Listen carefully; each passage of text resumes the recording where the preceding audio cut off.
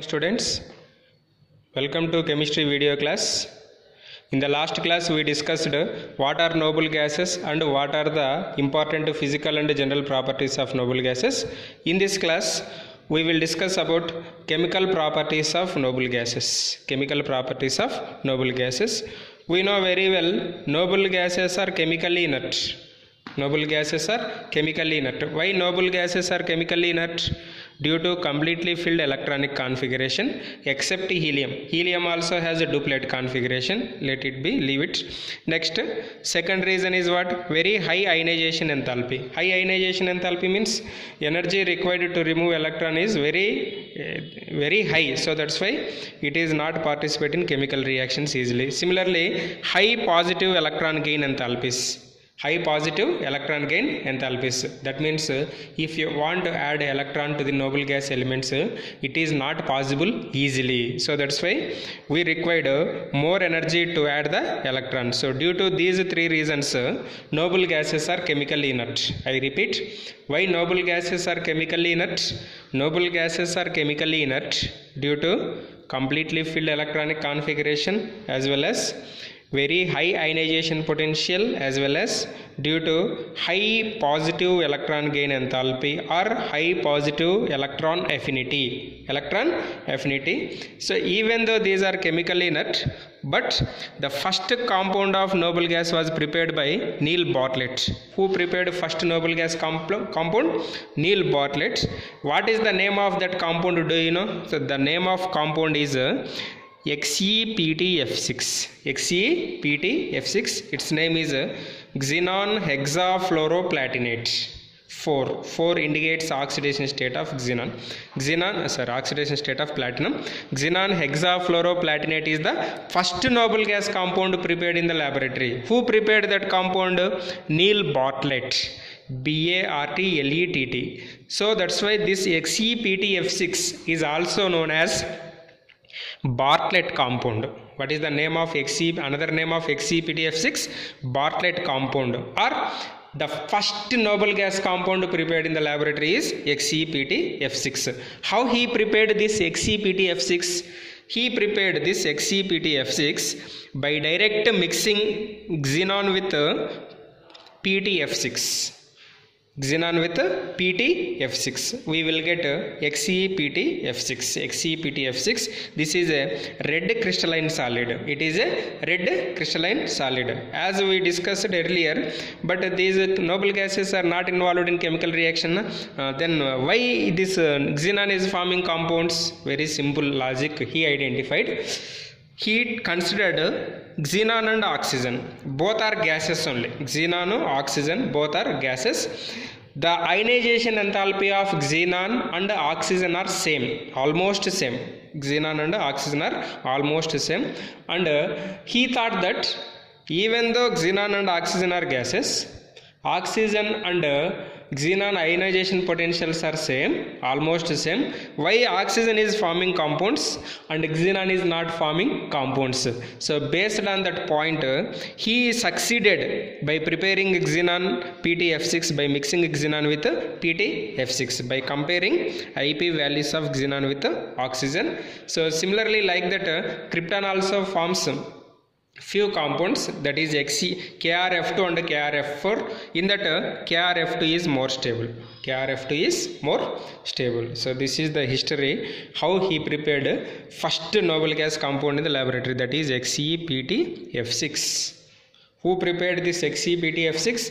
Neil Bartlett prepared this XePtF6. So that's why this compound is also known as what? Bartlett compound or xenon hexafluoroplatinate. Xenon hexafluoroplatinate. Next, xenon compounds or compounds of xenon. So xenon forms compounds with more electronegative elements like fluorine and oxygen. In that we will discuss about xenon fluorides. So xenon fluorides. Xenon directly react with fluorine, forms XeF2, XeF4 and XeF6. XeF2 is also known as xenon difluoride. XeF4 is also known as xenon tetrafluoride. XeF6 is also known as xenon hexafluoride. Xenon difluoride, xenon tetrafluoride, xenon hexafluoride. How these are prepared? So by taking a 2:1 ratio of xenon and fluorine, by passing through nickel tube at 673 Kelvin and 1 bar pressure, we are getting XeF2, but direct reaction, Xe plus F2, XeF2. Similarly, Xe plus F2, XeF4, balance this reaction. But here xenon and fluorine ratio is 1:5. Xe with 3 moles of F2, 1:20 ratio, we are getting XeF6. By direct combination of xenon with fluorine, we are getting xenon fluorides. See here, this XeF6 is also prepared by reaction of XeF4, that is xenon tetrafluoride with oxygen difluoride. Oxygen difluoride. Here we are getting XeF6. XeF4 plus O2F2, we are getting XeF6, and the byproduct is oxygen. The byproduct is oxygen. So these are the preparations of xenon fluorides. Next, properties of xenon fluorides. All xenon fluorides are colorless crystalline solids. All are solids. Next, they are sublime at 298 Kelvin. Sublime means solid is directly converted into vapor. So that is, it takes place at 298 Kelvin. Next, they are act as powerful fluorinating agents. They are act as powerful fluorinating agents. Means releases fluorine easily. Say for example, XeF4 plus SF4, we are getting Xe. That means here we have XeF4, here Xe. Means it is losing fluorine, means donating fluorine. It is act as a fluorinating agent. We are getting Xe plus 2SF6. SF6 balancing, we have tried to 2.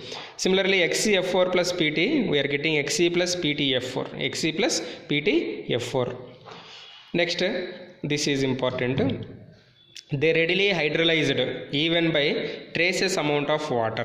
Traces amount of water easily undergoes hydrolysis. If you take XeF2 with H2O, we are getting xenon HF as well as O2 as the byproduct. Xe, HF and O2 are the products. Similarly, if you take XeF4 with 3 moles of water, xenon as it is, HF as it is, instead of O2 we are getting F2 as well as XeO3 also we will get. XeO3 also we will get. Clear? Next, these two are same. XeO3, HF, O2. Next, xenon fluorides react with fluoride ion acceptors. Xenon fluorides react with fluoride ion acceptors to form cationic species. To form what? Cationic species. And with fluoride ion donors to form fluoroanions. To form fluoroanions.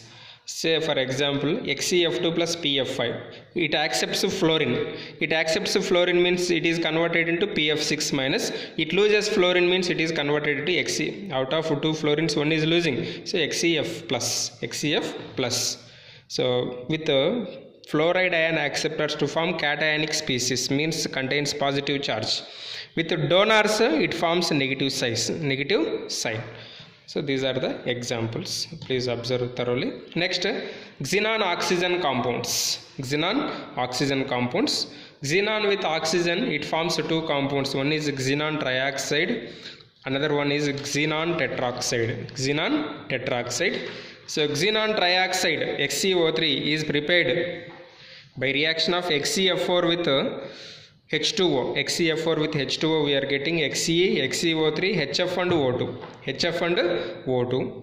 Similarly, XeF6 with 3 moles of H2O.